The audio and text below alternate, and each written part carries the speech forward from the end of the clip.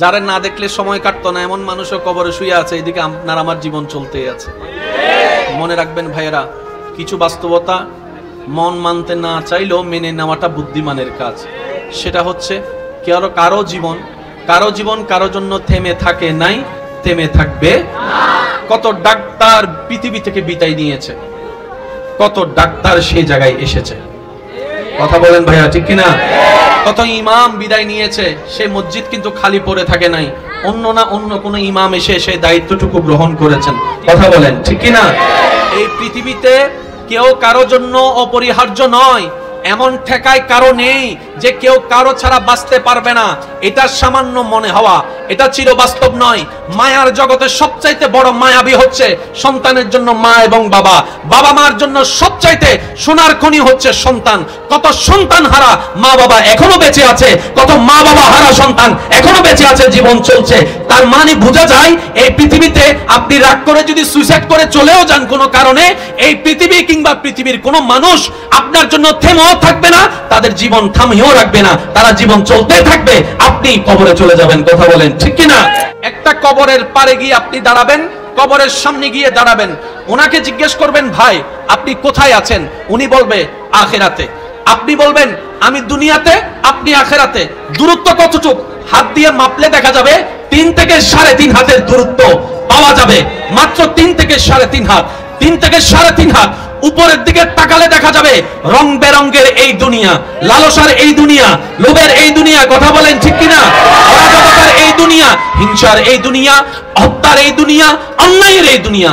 3.5 হাত নিচে, 3 হাত নিচে দেখলে দেখবেন সেই অনন্তকালের যাত্রা, আখিরাতের পথ দেখা যাচ্ছে, যেখানে কোনো লোভ নাই, যেখানে কোনো অহংকার নাই, আছে শুধু আমলের হিসাব, আছে শুধু আমলের বিচার।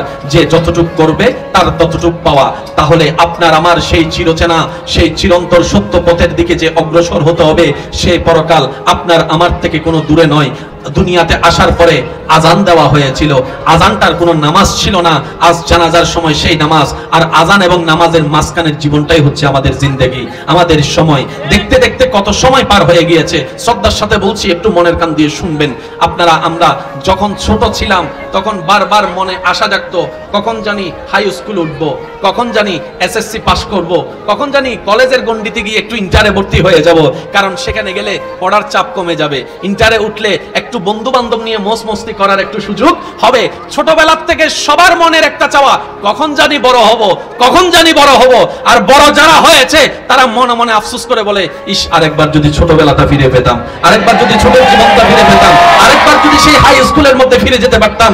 ওই ছোট্টবেলার শিক্ষকের সেই শাসনটা বড্ড মিস করি, মা বাবার সেই ডাকটা বড় মিস করি, মাগরিবের পরে পড়তে না বসলে যে শাসন সবাই করত সেই শাসনটাকে মিস করি, প্রাইভেট টিচারের সেই হোমওয়ার্ক দেওয়াটাকে মিস করি, বার্ষিক পরীক্ষার পরে নানার বাড়ি ঘুরতে যাওয়াটাকে মিস করি, নানার বাড়িতে ঘুরতে যাওয়াটা মিস করি।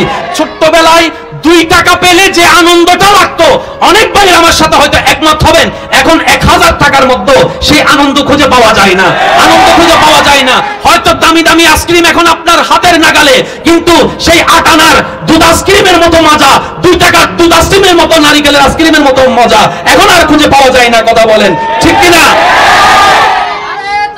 আল্লাহ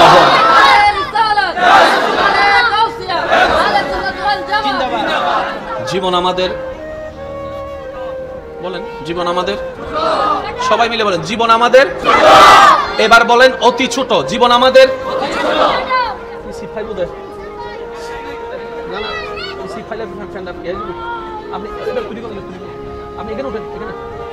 আপনি এখানে বসেন, আসলে আপনারা মোটামুটি শক্তি আছে তো পারিবেন। আপনি এখানে সামনে বসেন। ওয়া মুরব্বী, ভবিষ্যৎ প্রধানমন্ত্রী।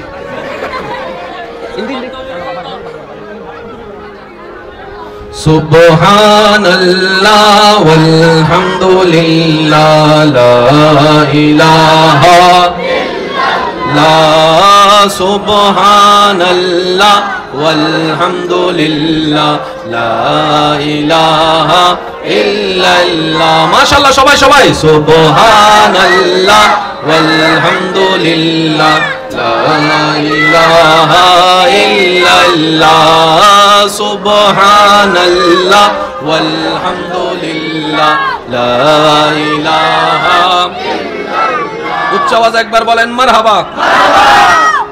আমাদের জীবন অতি ছোট। বলেন আমাদের জীবন অতি ছোট। কত চেনা মুখ অনেকদিন হয় দেখে না, কেন? কবরে। জিয়ারত করার টাইমও আপনার আমার কাছে, সত্যি করে বলেন, জিয়ারত করার টাইমও আপনার আমার কাছে, মনে যে করব মনে করারও টাইম। অথচ এক সময় যারা না দেখলে সময় কাটতো না এমন মানুষও কবরে শুয়ে আছে, এদিকে আপনার আমার জীবন চলতেই আছে। মনে রাখবেন ভাইয়েরা, কিছু বাস্তবতা মন মানতে না চাইলেও মেনে নেওয়াটা বুদ্ধিমানের কাজ। সেটা হচ্ছে কারো জীবন কারো জন্য থেমে থাকে নাই, থেমে থাকবে। কত ডাক্তার পৃথিবী থেকে বিদায় নিয়েছে, কত ডাক্তার সেই জায়গায় এসেছে, কথা বলেন ভাইয়া ঠিক কিনা? কত ইমাম বিদায় নিয়েছে, সে মসজিদ কিন্তু খালি পড়ে থাকে নাই, অন্য কোন ইমাম এসে সেই দায়িত্বটুকু গ্রহণ করেছেন, কথা বলেন ঠিক কিনা? এই পৃথিবীতে কেউ কারো জন্য অপরিহার্য নয়, এমন ঠেকায় কারো নেই যে কেউ কারো ছাড়া বাঁচতে পারবে না। এটা সামান্য মনে হওয়া, এটা চিরবাস্তব নয়। মায়ার জগতে সবচাইতে বড় মায়াবী হচ্ছে সন্তানের জন্য মা এবং বাবা। বাবা মার জন্য সবচাইতে সোনার খনি হচ্ছে সন্তান। কত সন্তান হারা মা বাবা এখনো বেঁচে আছে, কত মা বাবা হারা সন্তান এখনো বেঁচে আছে, জীবন চলছে। তার মানে বোঝা যায় এই পৃথিবীতে আপনি রাগ করে যদি সুইসাইড করে চলেও যান কোনো কারণে, এই পৃথিবী কিংবা পৃথিবীর কোনো মানুষ আপনার জন্য থেমেও থাকবে না, তাদের জীবন থামিয়েও রাখবে না, তারা জীবন চলতে থাকবে, আপনি কবরে চলে যাবেন, কথা বলেন ঠিক কিনা?